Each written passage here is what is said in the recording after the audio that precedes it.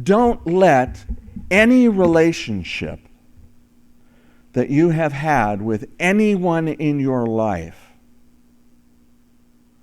remain broken as far as it is up to you.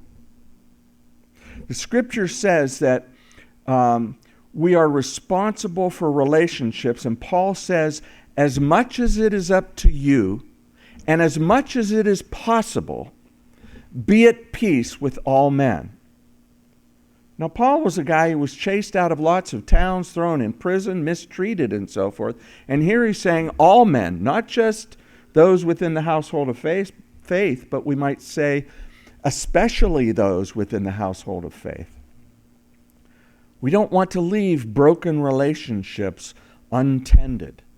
And I love what Paul says, that he says, as much as it is up to you, we all have a responsibility for relationships. And we will come to disagreements with brothers and sisters and with those outside the household of faith. And we may be 100% in the right and they're 100% in the wrong, but that's really probably statistically not likely. There's a little bit on both sides. But there's one part of it that's your responsibility and that you can control and that you can have an input to. And what the scriptures tell us is, for that part of it, don't leave it broken. You know, there are times to part ways. And God blessed the church because they parted ways, because 2 missionary journeys took off instead of 1. Interesting. God uses all things for His glory. But as much as it is up to you, don't let relationships remain broken. Relationships change.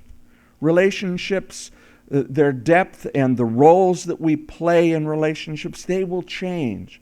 But don't leave them broken to the point that the enemy of your souls will plant a seed of bitterness in your heart. And it can grow, and it can grow deep, and it can grab hold of your very soul. Because bitterness is fundamentally tied to unforgiveness. And unforgiveness and bitterness are the most destructive things, and they're deceivers. Because we think that by not forgiving that person and not trying to reconcile with that person, we are harming them. We're giving them what they deserve.